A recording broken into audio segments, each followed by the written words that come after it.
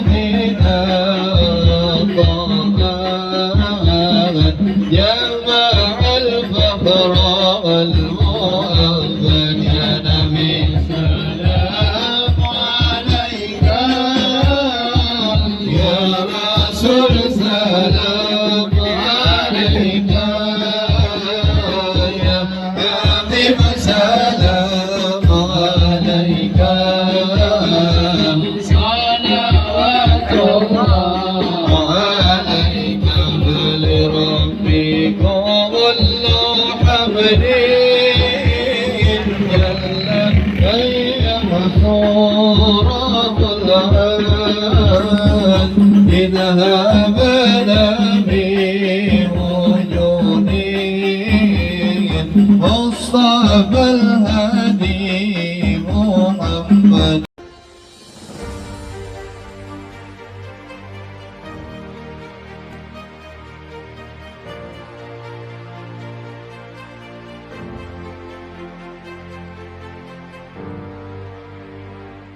Dalam hati kita ini ada keraguan kepada Nabi.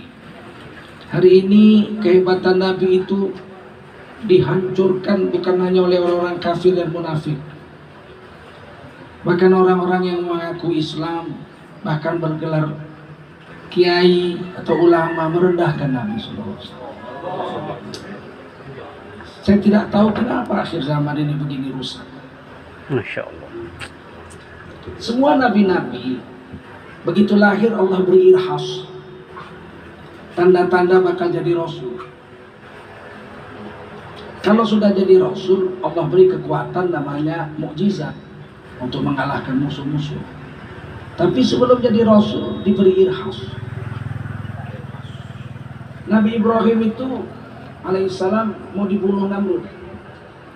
Semua anak laki-laki yang lahir tahun itu dibunuh. Ibu beliau antar ke sebuah gua, bungkus, sudah ada tempat tidurnya dari batu. Entah siapa yang buat, siapa yang mahat tidak tahu. Letakkan situ, gua ditutup batu, situ ada air menetes jadi satu kolam bersih. Nabi Ibrahim diserahkan ibu beliau kepada Allah. Allah pelihara Nabi Ibrahim. Menyusu dari ibu jari tangannya sendiri, keluar susu. Sehingga Nabi Ibrahim dikenal Khalilullah. Sekali-sekali ibu beliau datang sudah tumbuh besar dan tidak buang air besar. Kalau buang air besar dimakan semut lah Nabi Ibrahim. Kono. Di mana susu yang tadi? Keluar dari jarinya sendiri. Sekali-sekali ibu beliau datang sudah tambah besar. Sampai beliau besar keluar masuk ke kota. Tidak tahu lagi tahun berapa lahir sehingga beliau selamat. Tanda-tanda kenabian khas. Nabi Isa alaihissalam berbicara masih baru lahir, membantah dua agama, membenarkan satu agama. Jadi satu kalimat tiga. Orang Yahudi mengatakan Siti Maryam alaihissalam berzina, punya anak haram. Pada tahun 324 orang Kristen buat konsili gereja kedua di Nikea, melantik Nabi Isa jadi Tuhan, anak Tuhan. Nasrani mengatakan anak Tuhan, Yahudi mengatakan anak zina. Orang Islam mengatakan beliau hamba Allah. Waktu ditanya oleh Yahudi, anak siapa ini? Kamu zina sama siapa? Ngaku. Perempuan, bapakmu orang soleh, Imam Masjidil Aqsa, Imran. Ibumu wanita soleha, pamanmu Nabi Zakaria, bibimu wanita soleh, sepupumu Nabi Yahya, buyutmu Nabi Harun. Gimana kamu bisa berzina melahirkan anak haram begini? Ngaku, anak siapa ini? Siti Maryam alaihissalam tunjuk itu anak dalam pangkuan dia. Anak itu bicara, tiga agama disinggung. Inni Abdullah, sesungguhnya aku bukan anak zina. 324 tahun kemudian orang Nasrani ditangkis. Sesungguhnya aku bukan anak Allah, tapi aku hamba Allah, seperti Nabi Muhammad katakan. Abduhu wa rasuluhu. Atani al-kitab, Allah beri sebuah kitab kepadaku yaitu Injil. Wa ja'alani nabiyya, Allah jadikan aku seorang nabi. Wa ja'alani mubarakan aina ma kunt, Allah jadikan aku menjadi pembawa berkah kemanapun aku datang sampai hari kiamat.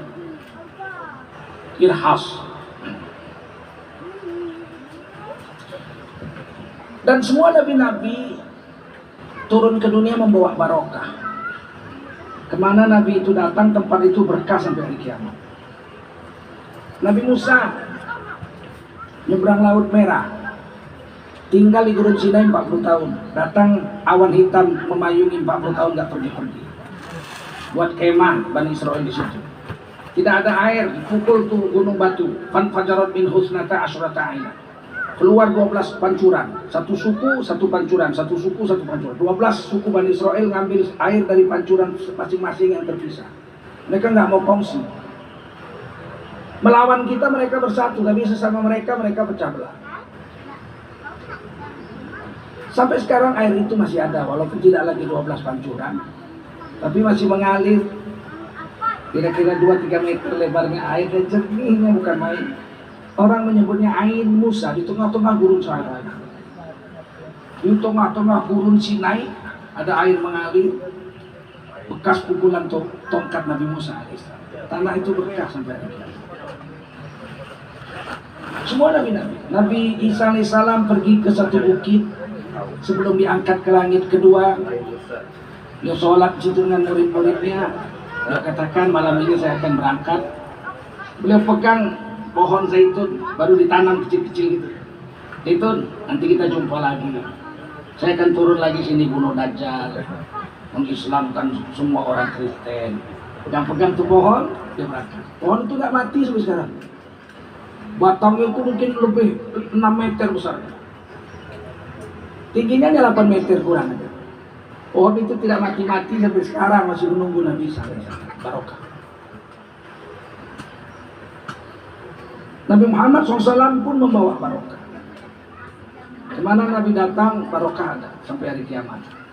Waktu Nabi Muhammad SAW, baginda Rasul kita, mengambil Mekah, Fathu Mekah, Rasulullah tawaf, kemudian Rasulullah menimba air Zam-Zam, kemudian Rasulullah meludahi air Zam-Zam itu, memasukkan satu timba dengan air ludah beliau itu. Kata Nabi Muhammad SAW, mulai hari ini ada 2 keberkatan pada air Zam-Zam.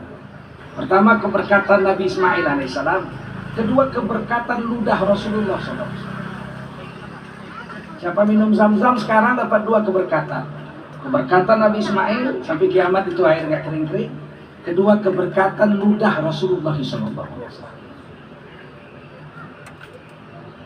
Sampai sekarang kita masih bisa minum itu. Keberkatan ludah Rasul dan keberkatan Nabi Ismail alaihissalam. Hadis hasan.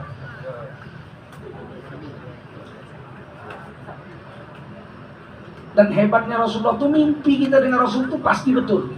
Mimpi jumpa Rasul. Sekarang mimpi dipersoalkan, mimpi mau dipanggil polisi. Masya Allah. Satu hari Imam Warash, Qiraat 7 itu, sab'ah, satu diantaranya Qiraat Warash. Satu malam dia mimpi jumpa Rasulullah. Baginda Rasulullah duduk, ya Warash, dia duduk, buka mulutnya, buka mulut. Kemudian Rasulullah meludahi mulut Imam Warash. Telan ludah saya. Imam Warash menelan ludah baginda Rasul dalam mimpi. Besok pagi beliau sholat, orang yang di belakang beliau dari imam itu mencium harum yang tidak pernah dicium. Masya Allah. Kalau beliau bicara keluar harum dari mulut beliau. Orang bilang, kenapa sekarang mulutnya jadi harum begini? Saya diludahi Rasul dan saya disuruh telan ludah Rasulullah. Masya Allah. Sampai wafat mulut Imam Warash harum. Karena menelan ludah Rasul dalam tidur, dalam mimpi. Masya Allah. Barokahnya Rasulullah SAW. Tapi ada satu kelebihan Rasul yang di atas Rasul-Rasul yang lain. Apa itu? Rasulullah selain membawa barokah sama dengan nabi-nabi yang lain, Rasulullah bawa rahmat. Wa ma arsalnaka illa rahmatan lil alamin. Tidak kuutus kami kau hai Rasul. Ketiga kota aja Nabi, Mekah, Madinah, Taif. Tapi kata Allah, melainkan membawa rahmat bagi seluruh alam semesta. Kalau Nabi Isa datang ke Bethlehem, Bethlehem jadi barokah. Nabi Musa datang ke Sinai, Sinai jadi barokah. Nabi Ismail datang ke Mekah, Zam-Zam itu jadi barokah, itu Mekah. Wajarlah karena nabinya datang. Tapi Nabi Muhammad, beliau turunnya di Mekah aja, Madinah, Taif. Tapi rahmat Allah turunnya di Ketapang. Rahmat Allah turunnya di Rusia, rahmat Allah turunnya di bulan, rahmat Allah turun di seluruh alam semesta. Rasul tidak perlu datang ke tempat itu, tapi rahmat Allah datang. Nah, itu yang tidak dimiliki nabi yang lain. Nabi yang lain harus datang dulu baru berkah datang di situ. Dan Muhammad SAW nggak pernah datang ke Kalimantan, tapi rahmat Allah bersebar di Kalimantan. Paham? Nah. Kemudian menurut ilmu sanan, sekarang namanya DNA. Ada dua makhluk Allah di dunia ini yang anaknya jutaan. Heran, siapa ini orang? DNA-nya sama, jutaan orang. Hampir 2 juta orang DNA-nya sama. Setelah diperiksa, kemungkinan besar orang ini Genghis Khan. Dia menguasai 2/3 dunia, dan setiap dia menguasai satu kota, dia jinahi itu istri-istri raja-raja yang dia kalahkan itu. Anaknya sekarang seluruh dunia 2 juta orang. Tapi dengan cara batil, dia jinahi lah orang dia gak beragama. Tapi ada satu lagi, jutaan orang DNA-nya sama. Siapa ini? Ada di mana-mana. Cari-cari, ternyata Rasulullah SAW. Zuriatnya ada di mana-mana. Di Indonesia paling banyak zuriat Rasulullah SAW. Masya Allah. Indonesia. Dengan cara nikah yang halal, Masya Allah. Jadi, tidaklah sama darah kita dengan darah yang berhak bertautan dengan Nabi. Harus kita akui itu. Tidak sah sholat kita kalau dalam syahadat kita nggak sholawat kepada Rasul. Sebab rukun qauli itu tahiyat akhir itu sampai pada sholawat kepada Rasul, dan diperintahkan bersolawat kepada keluarga Rasulullah Sallallahu Alaihi Wasallam. Allahumma sholli ala Sayyidina Muhammad wa ala ali Sayyidina. Manalah masuk keluarga kita di situ. Keluarga saya mana masuk situ, nggak disebut. Kalau kita menganggap kita sama dengan zuriat Rasul, bodoh betul kita. Bagaimana kita setiap sholat menyebut nama Rasul dan zuriatnya? Dalam sholat kita kasih salam, Allahumma sholli ala Sayyidina Muhammad wa ala ali Sayyidina Muhammad. Tiba-tiba kita sekarang benci dengan salah satu keturunan Rasulullah SAW. Bagaimana di akhirat kita jumpa Rasulullah SAW? Kita bilang, ya Rasul, saya umatmu, kasih syafaatmu. Ditampar Rasulullah mungkin. Munafik, kata Nabi, atau bodohnya kau. Dalam sholat kau sebut-sebut salam untukku dan keluargaku, tapi keluargaku kau aniaya. Keluargaku kau fitnah-fitnah. Keluargaku kau benci-benci. Bagaimana mau selamat?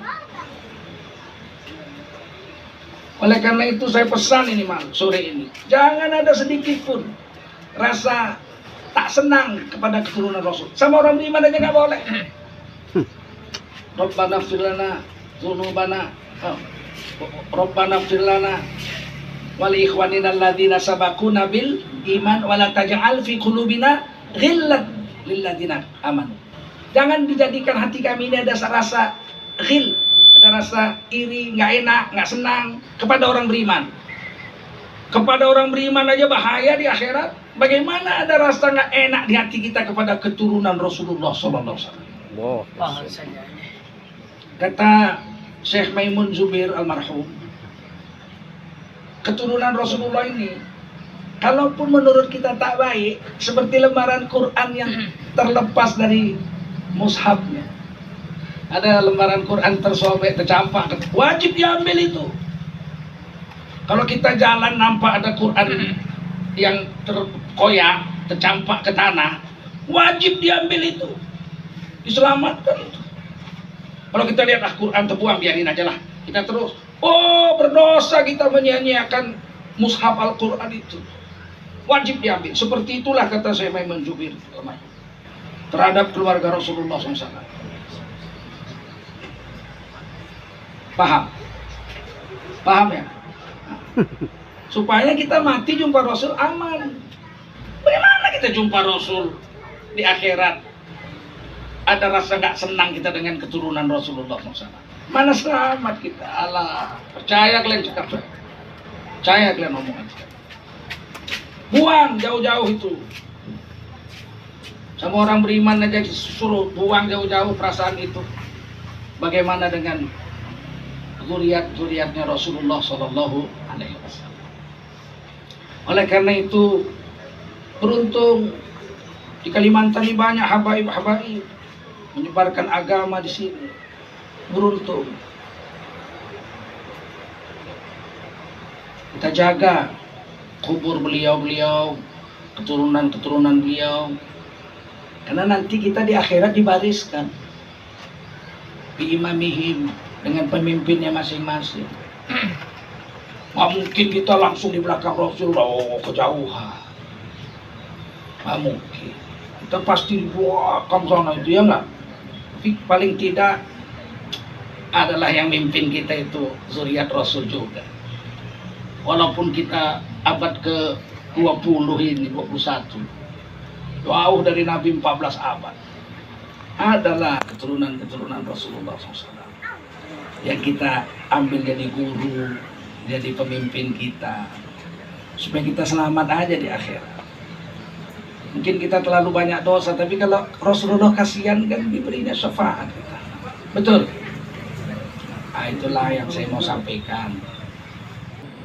Dan semoga para ulama kita yang memperjuangkan kebenaran dibantu oleh Allah SWT.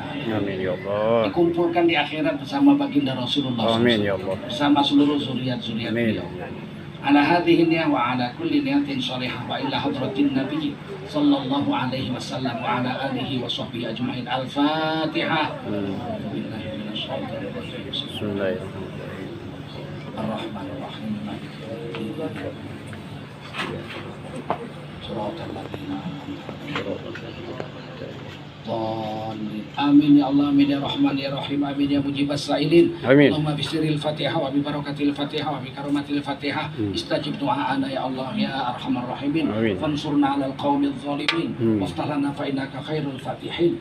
Rabbana atina fid dunya hasanah wa fil akhirati hasanah wa qina adzabannar. Amin. Wa sallallahu wasallam ala sayidina wa habibina wa maulana Muhammadin wa ala alihi wa sahbihi ajma'in. Amin. Walhamdulillahi rabbil alamin.